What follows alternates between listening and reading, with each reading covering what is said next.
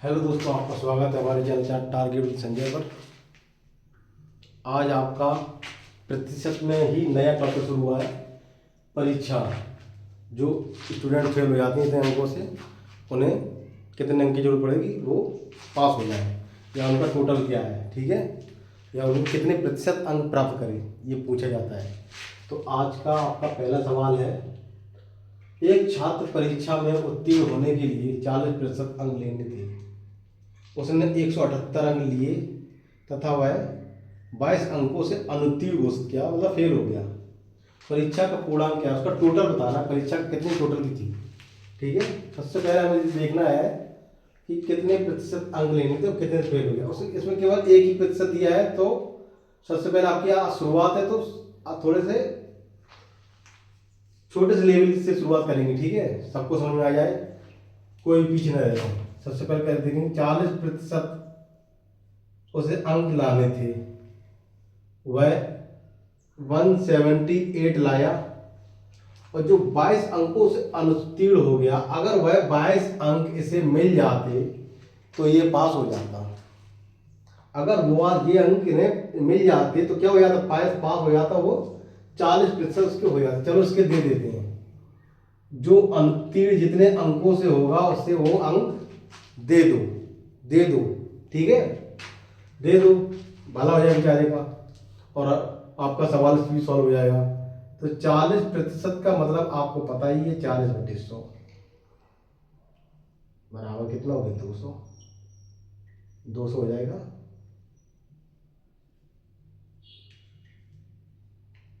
ठीक है।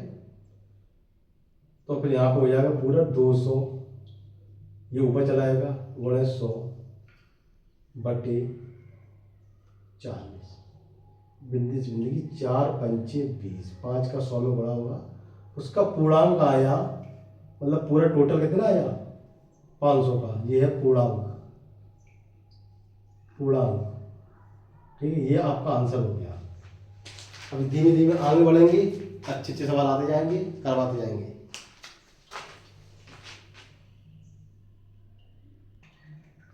पहले वाले सवाल में आपका एक छात्र था केवल, और दूसरे वाले सवाल में आपके 2 छात्र हैं, दोनों अलग अलग परसेंट लेकर आए हैं। तो आपको कैसे इनकी तुलना करनी है, पहले दोनों का टोटल लिख लेना है। क्या क्या है, पहले ने क्या किया, 30% अंक लाया और वह 6 अंक से फेल हो गया, मतलब कम मिले उसे, उससे माइनस में लिख दिया। ये समझ में आ गई, ये 6 अंक से फेल हो गया। तो दूसरे एक अन्य छात्र ने 40 अंक प्राप्त किए, वह पास होने के न्यूनतम अंक से 6 अंक अधिक लाया, जितने उसे चाहिए थे उससे अब वह 6 अंक ज्यादा लाया, तो इसका ये प्लस में हो गया। ये बात आपको समझ में आई, धीमे धीमे करेंगे हम लोग और आराम से समझ में आएगा हमें। ये बताइए कितने, पहला वाला कितने कम लाया, 10%, तो इसका हम लोग अंतर निकालेंगे। प्रतिशत का हमेशा हम लोग अंतर ही निकालेंगे, ठीक है, अंतर निकालेंगे, समझ जाना सवाल को। कितने कितने प्रतिशत का अंतर, 10% का। और जो पहले वाले को 6 अंक कम मिले, अगर वह इसे मिल जाते तो, और जो इसे अधिक मिले, जो दोनों मिल जाते, तो उस वह लड़का पास हो जाता, वह पास हो जाता।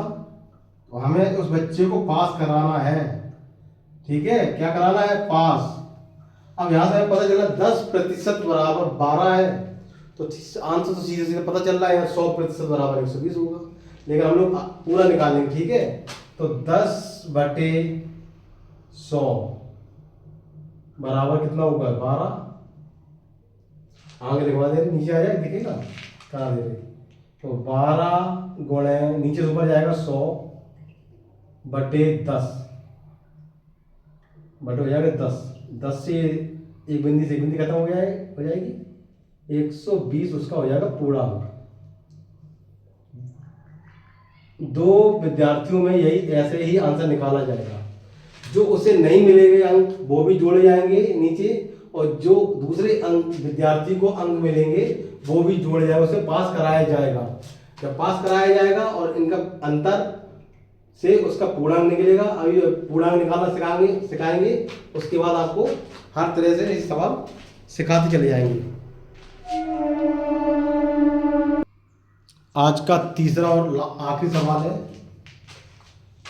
बिल्कुल वैसा ही है, आपको एकदम प्रैक्टिस करानी है बिल्कुल हमें।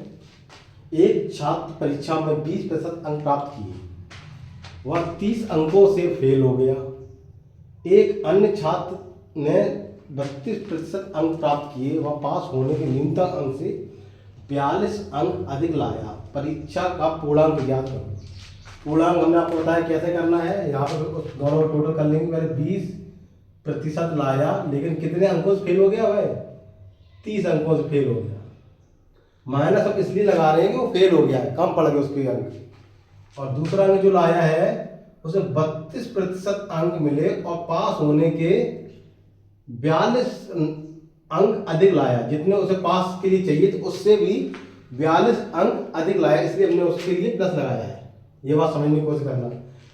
परसेंटेज में से हमेशा माइनस करना है, यहाँ पे आ जाएगा 12, और ये दोनों हमेशा जोड़ने हैं। उससे अगर ये अंक 30 अंक उसे ये मिल जाते और 42 अंक उसे ये मिल जाते तो क्या हो जाता? उसका भला हो जाता, मतलब वो पास हो जाता। ठीक है, उसका भला हो जाता, वो पास हो जाता। यहाँ कितना हो जाए? यहाँ 12 मिलेंगे, यहाँ 12 बचेंगे, 17 नहीं 12, और प्रतिशत में रहेगा ये। चलिए 12% का मतलब आपको पता है 12/100 बराबर कितना हो गया? 72। नेक्स्ट लाइन में आएगा 72 अपॉन मल्टीप्लाई ऊपर चला जाएगा 100/12। वैसे डायरेक्ट करने वाले लोग डायरेक्ट कर लेंगे, जिसके गुणा भाग ज़्यादा अच्छे होंगे।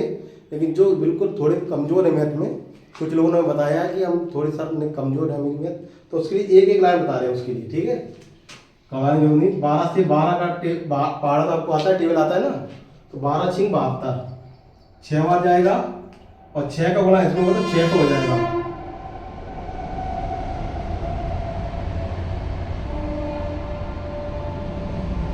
पूर्णांक कितना हो गया? 600। पूर्णांक कैसे निकालेंगे आप? बिल्कुल सावधानी से। इसे भाषा का ज़्यादा बड़ा होने से ऐसा मत समझना कि अरे अब ये सवाल मुझे आएगा, नहीं। करने का तरीका यही है, परसेंटेज को हमेशा आप घटाएंगे और ये उससे जो कम मिले हैं और दूसरे स्टूडेंट को जो ज़्यादा मिले हैं, इन दोनों को जोड़ लेंगे। जोड़ लेने के बाद आप परसेंटेज को उसी तरह से लिखेंगे जैसे मैंने बताया आपको, उसी तरह से आप काटेंगे जैसे मैंने बताया है। ये 6 है, 6, ठीक है, घबराना नहीं। 6 बार गया, 12 से 6 बार, और 6 गुणा 100 हुआ, 600 का पूरा हुआ। चलिए आज की क्लास पूरी हुई। नमस्कार। और ये सवाल लगाते रहना, अभी से लगाएंगे तो आगे जाके आपकी बहुत अच्छी प्रैक्टिस हो जाएगी।